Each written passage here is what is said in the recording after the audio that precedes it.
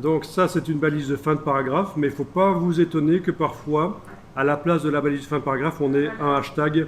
Ça indique qu'il y a une ligne de texte.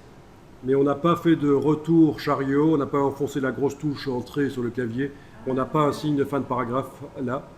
Mais pas de panique, c'est juste indiquer qu'il y a une ligne à cet endroit-là.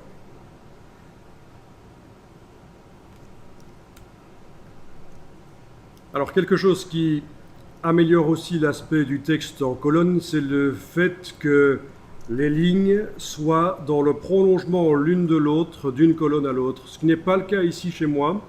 Suite à l'espace que j'ai mis entre les paragraphes, j'ai un décalage, les lignes ne sont pas l'une en face de l'autre dans les colonnes. Et de toute façon, dès que vous allez mettre un titre quelque part ou un sous-titre, ça va se décaler. Mais donc, on peut faire en sorte que, systématiquement, les lignes soient quand même l'une en face de l'autre. C'est ce qu'on va voir ici.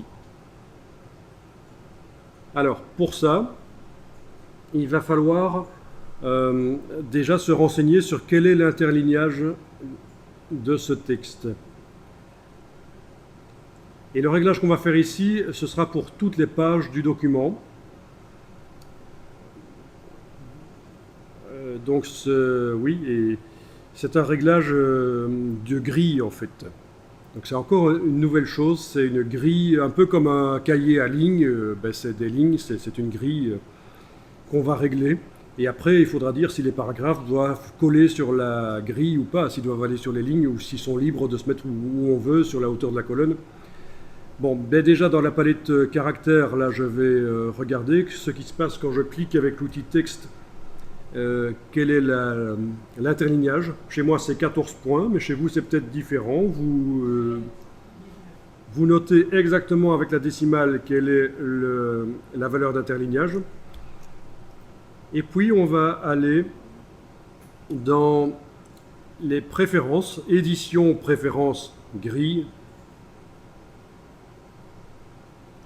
Et vous avez le réglage de la grille de ligne de base.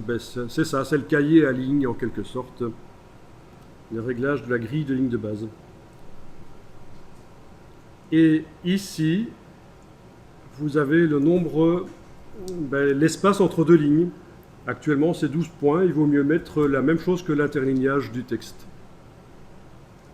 Alors vous allez dire, mais si j'ai des titres, l'interlignage des titres vont être autre chose que ça. Ben oui, mais en fait, c'est le texte principal dont on s'occupe ici. Ce qu'on appelle le corps du texte dans le document, c'est le texte principal du document. Le body en anglais. Voilà. Et on ne s'occupe pas trop des titres. Ce qui compte, c'est que le texte principal, les lignes soient l'une en face de l'autre. Et donc, voilà, je mets le pas avec une valeur équivalente à l'interlignage que je me suis fixé une fois pour toutes pour le texte. Après, il n'est pas question d'aller changer l'interlignage sur le... Sinon, il faudra que j'aille changer la grille. Donc, dans les préférences grilles, j'ai bien mis le pas avec la même valeur d'interlignage que mon texte. Je vais maintenant sélectionner tout le texte, il n'y a même pas besoin, je sélectionne le bloc.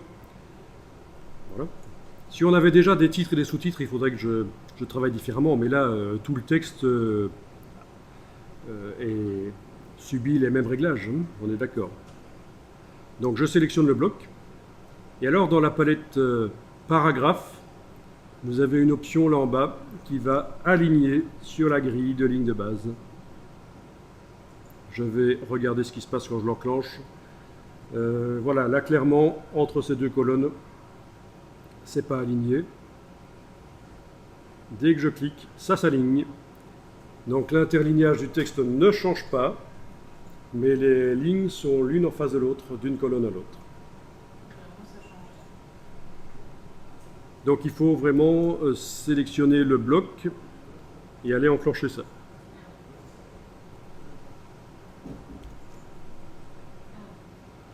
Alors la grille de ligne de base, vous pouvez l'afficher juste pour la voir. Comme ça, vous la voyez. Affichage, grille, afficher la grille de ligne de base. affichage grille, afficher la grille de ligne de base. Voilà, on la voit. On peut changer sa couleur pour qu'elle soit plus discrète éventuellement dans les préférences grille. C'est ici. Bon, je vais faire gris clair par exemple. Voilà. À la place de la couleur qui était là, j'ai mis gris clair. Ok. Et voilà. On peut aussi faire une couleur personnalisée parce que si gris clair est encore pas assez clair, voilà. Moi, en faisant ça,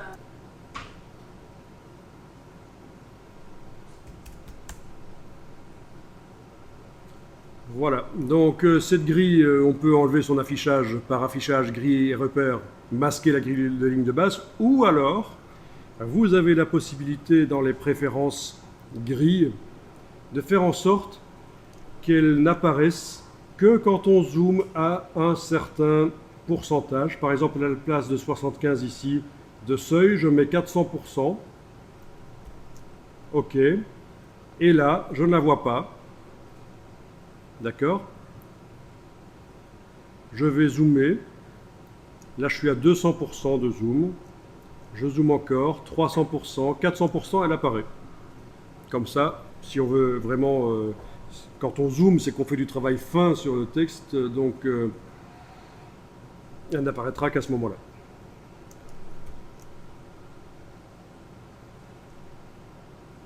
OK. Alors...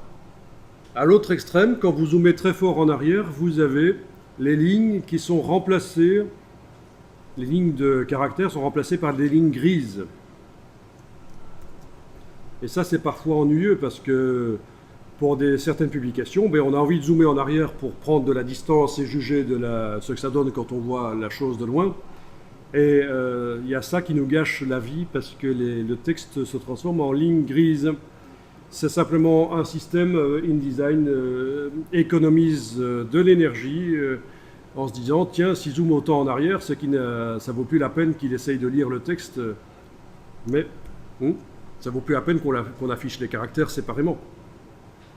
Mais bon, il faut savoir que InDesign est apparu à un moment où les ordinateurs étaient encore assez faibles parfois, et dans les boîtes, la mise en page, c'est souvent fait sur les ordinateurs les moins puissants de la boîte, et on fait du Photoshop sur les ordinateurs les plus puissants. Donc ça peut se justifier d'économiser comme ça de l'énergie, des ressources informatiques, mais on va aller désactiver cette option, nous ici, en allant dans les préférences.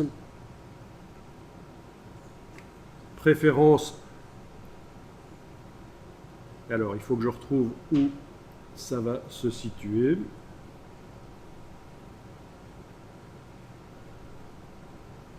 C'est toujours... voilà, c'est dans performance d'affichage. C'est pas toujours facile de retrouver où les choses se trouvent. Performance d'affichage. C'est là. C'est le seuil de faux texte. Vous pouvez le mettre à 0 et comme ça, vous n'aurez plus les lignes grises. Voilà, je suis en zoom arrière et je vois malgré tout l'aspect du texte.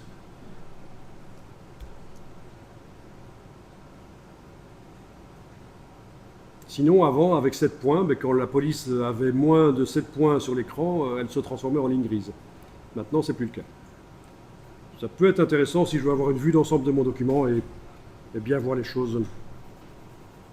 Une bonne simulation de ce qui sera imprimé. à combien vous avez mis de points alors vous l'avez enlevé? J'ai mis à 0 point. Tiens, maintenant que j'y pense, peut-être que le calque des objets de mesure, je vais enlever son œil en face. Je n'ai pas besoin de voir ces blocs qui me servaient pour mesurer, pour faire la symétrie. Voilà.